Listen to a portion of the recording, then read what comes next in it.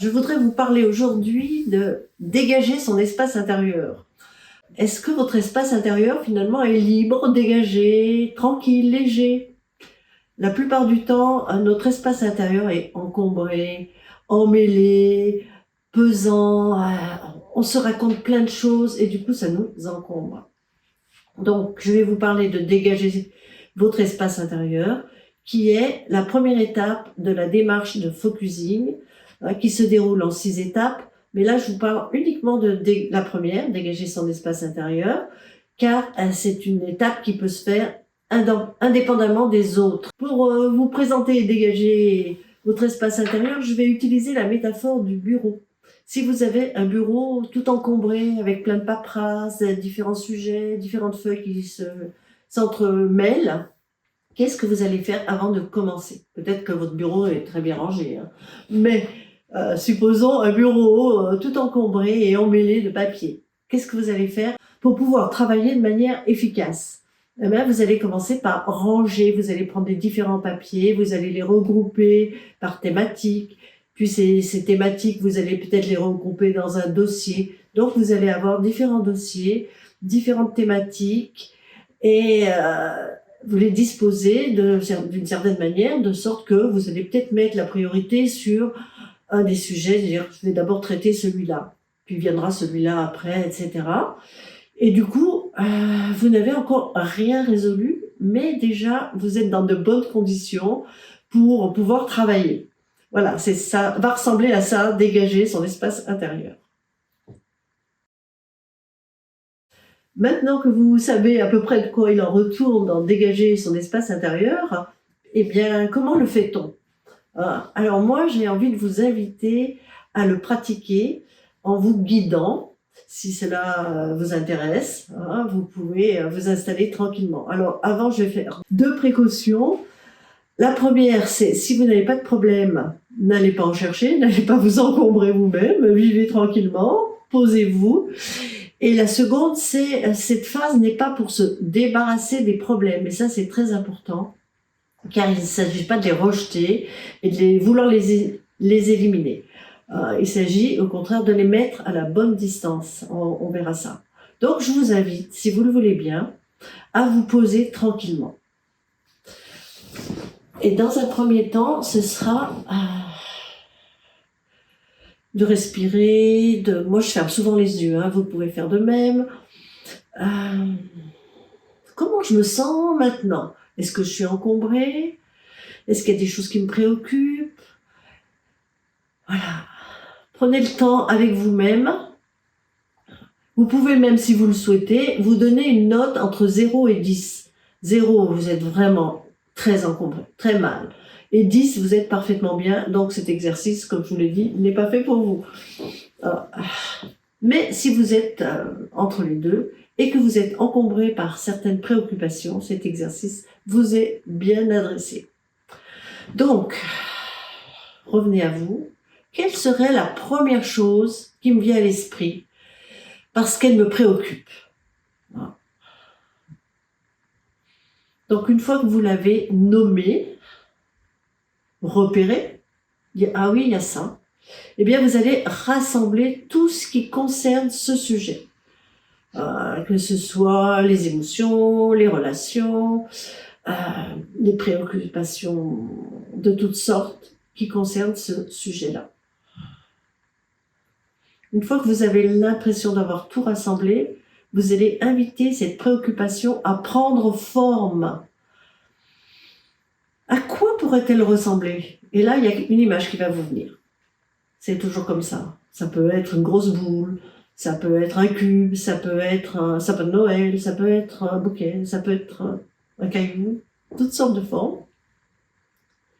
Une fois que vous avez la forme, vous allez l'inviter à se déposer quelque part. Pour pas que ce soit à l'intérieur de vous, mais pour que ce soit à l'extérieur. C'est-à-dire, on ne la jette pas, on ne s'en débarrasse pas, mais on la pose à l'extérieur. Du coup, elle ne va plus vous encombrer par la suite. Donc, trouvez un lieu En général, ça vient facilement, ça peut être à un coin de votre maison, ça peut être à l'extérieur dans votre jardin, dans une forêt, près d'un cours d'eau, d'un lac.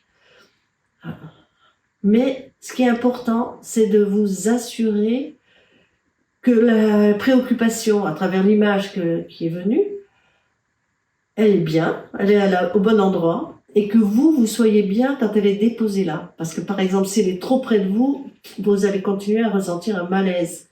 Mais s'il est plus loin, vous pouvez l'écarter. Donc là, vous pouvez tâtonner pour trouver ce qui est le bon endroit, et pour la chose, et pour vous. Voilà. Une fois que vous avez déposé ces premières préoccupations, vous allez sentir qu'il y a quelque chose qui s'est dégagé à l'intérieur de vous. Pas complètement, parce qu'il y a d'autres préoccupations, mais quelque chose qui s'est un peu allégé. Bien. Alors moi, je vous invite à refaire un deuxième tour. Ah. Est-ce qu'il y a une autre préoccupation qui m'embête, qui m'embarrasse, qui me squatte, parce qu'on est souvent squatté par ces préoccupations.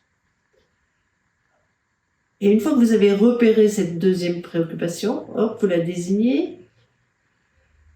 Comme tout à l'heure, vous allez lui donner une forme. Ça va venir.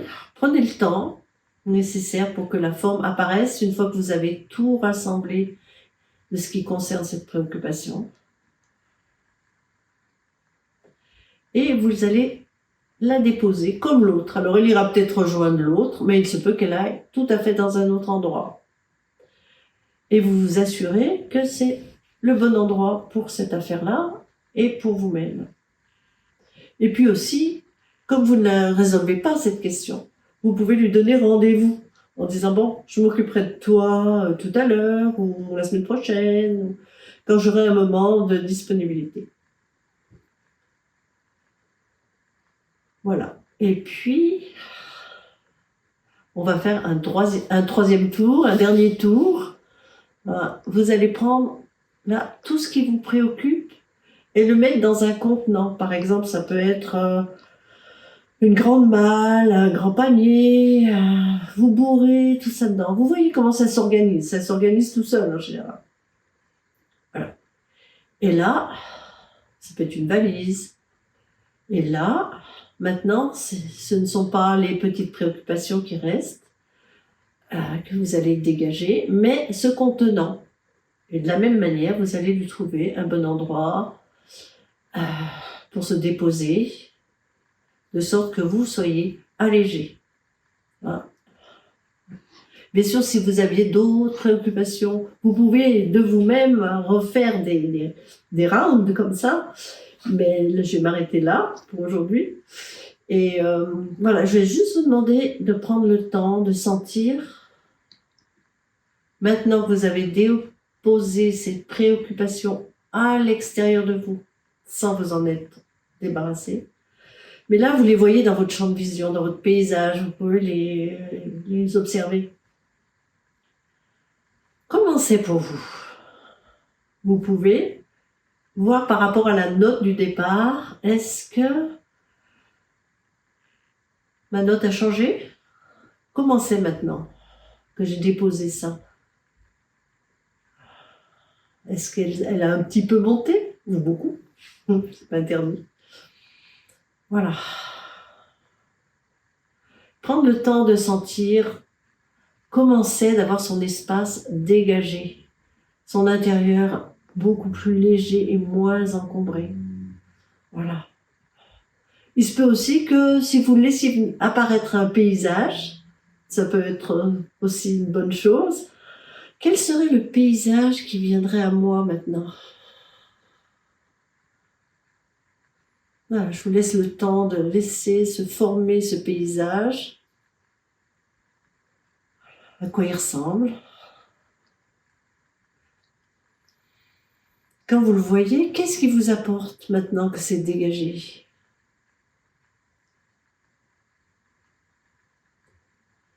Voilà, c'était un petit exercice pour vous mettre dans l'ambiance de dégager l'espace, votre espace intérieur.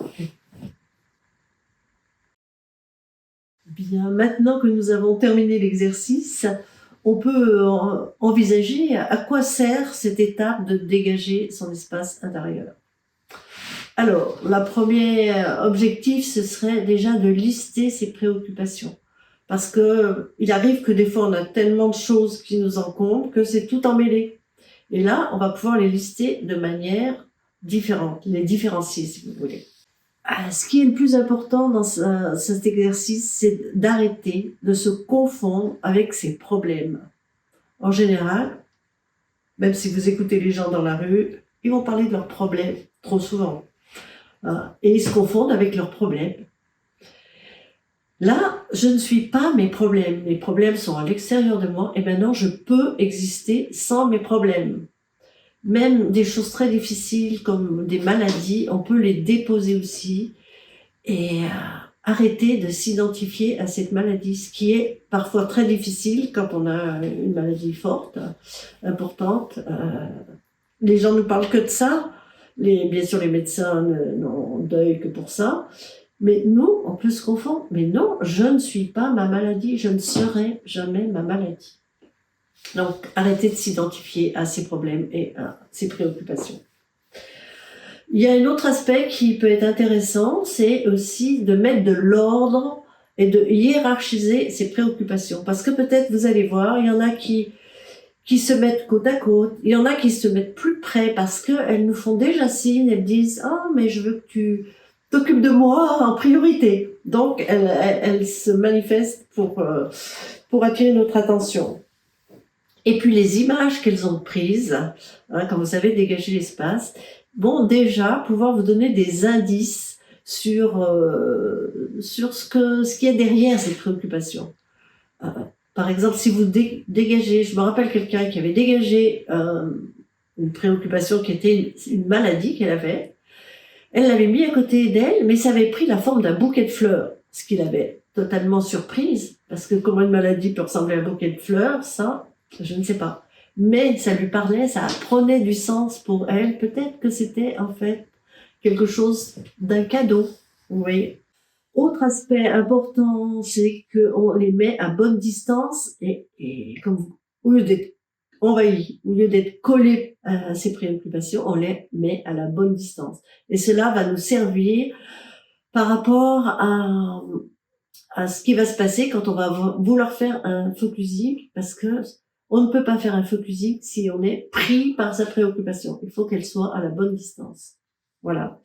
Et puis, je dirais en dernier ressort, ce serait de vivre avec un espace de tranquillité, de paix, de légèreté, de liberté intérieure, où je respire tranquillement. Je n'ai pas besoin, à longueur de journée, d'être envahi par mes préoccupations. Quand j'ai besoin de les résoudre, je m'en occupe. Mais quand ce n'est pas le moment, je peux me sentir libre de toute préoccupation. Voilà. Donc, je peux aussi vous indiquer quelques moments principaux pour dégager son espace intérieur. Ça va être évidemment quand je suis envahie par mes préoccupations, quand je me sens chargée de mes préoccupations. Ça peut être aussi quand je veux absolument me rendre disponible parce que moi-même je vais faire un accompagnement et que du coup j'ai besoin d'être entièrement disponible, par exemple pour la personne que j'accompagne. Ça peut être aussi quand je rentre du travail. Je vais pas rentrer avec mon travail. C'est bien que j'arrive totalement à dégager de mon travail quand je rentre chez moi. Ça peut être aussi, par exemple, avant de m'endormir, pour éviter que ça tourne dans ma tête. Je vais poser mes préoccupations. Et du coup, je vais m'endormir plus paisiblement. Je voudrais revenir sur le fait que cette étape de dégager son espace intérieur n'est pas une étape de résolution de problème. Parce que, comme vous avez vu, vous les avez mis à distance, mais ils vous attendent dans un petit coin. Donc, vous serez amené à les reprendre et à peut-être travailler dessus. Mais, dans certains cas, cette étape est une étape qui permet de définitivement éliminer les préoccupations. Et là, je veux raconter une histoire que je viens de vivre récemment, et c'est pas du tout dans un cadre thérapeutique, c'était avec une personne, une vieille dame de 83 ans, qui me parlait d'elle et qui, à un moment donné, me dit que, de toute façon, il y a un épisode de sa vie qui a été très difficile et qu'elle le traînait comme un boulet, et qu'elle ne pourrait pas s'en débarrasser jusqu'à la fin de sa vie. Alors, doucement, j'ai glissé quelque chose comme « Vous voulez que je vous propose un petit exercice ?» Elle m'a dit « Bah, pourquoi pas ?» Alors, je lui ai même pas nommé que c'était dégager son espace intérieur. Je lui ai juste dit « Ce boulet-là, vous aimeriez vous en débarrasser ?» Elle me dit « Ah ben oui, alors. » J'ai dit « Vous le voyez ?» Elle me dit « Oui, je le vois. » Alors, je lui dis « Est-ce que vous pouvez... comment vous pourriez faire peut-être pour le lâcher, pour le mettre de côté, etc. » Et là, sa réponse a été « Eh bien oui, je pourrais l'enterrer. » Eh bien, il faudrait que je l'enterre dans un endroit où les gens ne vont pas, pour être sûr que personne ne peut le trouver. Donc, elle trouve cet endroit, un endroit assez sauvage, loin de tout, et elle l'enterre là. Et après, elle me dit « Mais ça, c'est incroyable. Ah, mais je me sens dégagée de cette affaire. Je suis tellement légère. Ah, ah ben, comme elle a dit à la fin, elle a dit « Je remercie le ciel que de vous avoir rencontré. » Ça s'est fait, mais en 5 minutes, vous comprenez, c'était tellement facile. Donc, des fois, quand les choses sont terminées, hein, si vous avez quelque chose de terminé, mais que vous continuez à traîner, là, vous pouvez le dégager pour de bon. Ça dégagera votre espace intérieur. Vous pouvez l'éliminer. Alors, souvent, ça se présente comme, par exemple, enterrer quelque chose, ou alors brûler quelque chose, ou le mettre dans la rivière pour que ça file au fil de l'eau. Et puis, voilà. Et la chose, les personnes se sentent vraiment soulagées. Donc, c'est possible, mais c'est exceptionnel parce que souvent, les préoccupations, on doit s'en occuper. Si vous voulez suivre les différentes étapes du focusing, ces étapes seront là pour vous aider à dégager, non seulement à dégager votre espace, mais à aller résoudre ce qui vous préoccupe. Et ça, c'est important. Mais dégager son espace intérieur nous permet de vivre léger, tranquille, en paix avec soi-même. Voilà, mais je vous donne rendez-vous à l'étape suivante qui va être dérouler le processus de focusing à travers les 5 autres étapes qui restent à suivre.